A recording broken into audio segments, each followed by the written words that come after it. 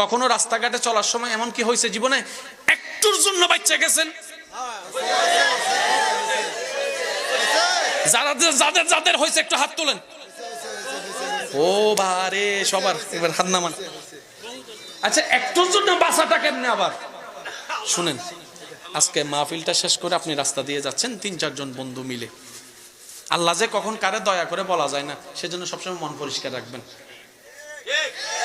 যার মন পরিষ্কার, নিয়ত পরিষ্কার, আল্লাহ তারে দিবেই দিবে, মারুম করবে না। রাস্তা দিয়ে যাইতেছেন, যাইতে যাইতে যাইতে এখান থেকে মাহফিল শেষ করে যাইতে একটু লেট হয়ে গেছে, গাড়ি ঘোড়াও পাইতেছে না। ৩-৪ জন বন্ধু মিলা কয় চল হাঁটা লাগায়। এবার আল্লাহ আল্লাহ জিকির করে করে নাতে রসুল ফরে ফরে আপনারা যাইতেছেন, যাইতে যাইতে হঠাৎ করে রাস্তার মধ্যে দেখলেন দোকানপাট সব বন্ধ। ওই খাম্বা ফিলারের পাশে একজন মুরব্বী দাঁড়ায় আছে, মা অথবা বাবা, একজন মুরব্বী। ওনারা দেখে জিজ্ঞেস করলেন, কিও বাবা এখানে দাঁড়ায় রয়েছেন কিত্তো?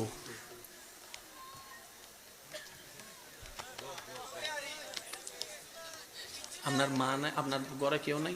কয় আছে, ছেলে মেয়ে কেউ দেখে না।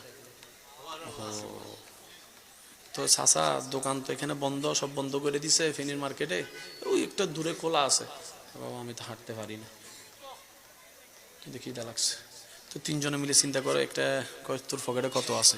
কয় ৫ টাকা। তোর পকেটে কত? কয় ১৫ টাকা। তোর পকেটে কত? কয় ১০ টাকা। কয় সব দাও, দে। একজনের দায়িত্ব নিয়ে করলো, দে। ২ জন দাঁড়াইছে, একজন গেছে, যে রুটি টরুটি যা পাইছে আনছে। এবার ক্ষুধার্ত একটা মানুষ যখন সামনে খাবার পায়,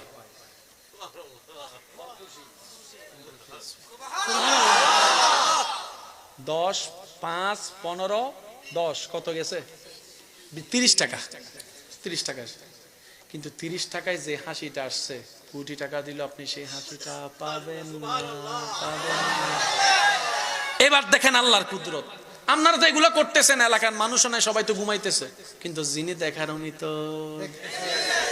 ৩ জনে টং টং কইরা মুরব্বীরা খাওয়াইয়া ঠাওয়াইয়া কয় যাক একটা বালা কাজ করছি, মনটাও শান্তি লাগতেছে, কয় চল হাঁটা লাগাই আবার। এদিকে আল্লাহ ফেরেস্তারা ডাকতে, এ ফেরেস্তা এদিকে আয়, ভাইয়া মনোযোগ। আল্লাহ পাক বললেন, এ ফেরেস্তা এই ৩ জনের ফাইল আনতো, ফাইল আন। এবার ফাইল নিয়ে গেছে, আপনাদের আমাদের ৩টা ফাইল। আল্লাহ কয় তার বিপদ আপদ কি আছে চাও তো? আল্লাহ আগামী কিছুদিন পরে ফেনীর বাজারে সে দাঁড়াইবো, মোবাইল চিপবো, খেয়াল করতো না, রাস্তা পারাইবো, আরেকটা গাড়ি এসে তারা ৩ জনের এমন মারা মারবো, আধা মাইল দূরে যাইয়া পড়বো। শেষ পর্যন্ত তাদেরকে নিয়ে সবাই ফেনী সদরে যাইবো। যাওয়ার পরে ডাক্তারে কইব এটা আমাদের পক্ষে সম্ভব নয়। তারপরে নিয়ে যাবো ঢাকায় নিয়ে যাওয়ার পরে 6 মাস রাখবো, রাখার পরে ওরাও কইব সম্ভব নয়। তারপরে নিয়ে যাব ইন্ডিয়ার মধ্যে, জায়গা জমি যা আছে সব বিক্রি করে প্রায় ৬০ লক্ষ টাকা খরচ করার পরে মোটামুটি তারা হাঁটতে পারবো। এটা লেখা আছে। আল্লাহ কয় সব কাট, সব কাট, সব কাট। আর একটু জোরে বলেন সুবহানাল্লাহ। এগুলো আপনি আমি কিচ্ছু জানি না, কিন্তু করনেওয়ালা করতেছে, কারণ সবাই ভুলে যায়, তিনি ভুলে না, দয়া করতে বলেন সুবহানাল্লাহ। আল্লাহ কয় সব কাট। আল্লাহ কাটমু মানে? আল্লাহ কয় আমি ইন্নাল্লাহু আলা কুল্লি শাইইন, যা মন চায় তা করব, কাট। সব কাটছে। আল্লাহ এখন কি লিখতাম?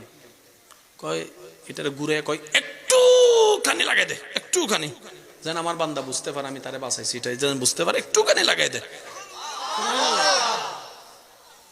কেন? as-sadaqatu taraddul বালা। নবী বলছেন যত দিবা আল্লাহর নামে তোমার বলা মুসিবত কাটতে থাকবে। খরচ করছেন ৩০ লাখ টাকা, ৩০ টাকা আল্লাহ আপনারে বাঁচাই দিছে ৬০ লক্ষ টাকা। লাভ না লস সেটা আপনি হিসাব করে দেখেন। ইনভেস্ট করছেন ৩০ টাকা, পাইছেন ৬০ লক্ষ টাকা। আচ্ছা টাকার কথা বাদ দেন, এতদিন যে হসপিটালে থাকতেন,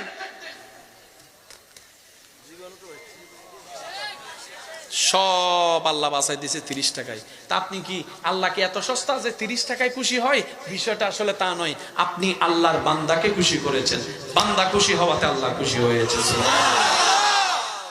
আল্লাহ আমাদের সবাইকে নিয়ামত অর্জন করার তৌফিক দান করুন। আজকের মাহফিলে এসে যারা খুশি তারা একবার বলেন মারহাবা, আরো জোরে বলেন মারহাবা।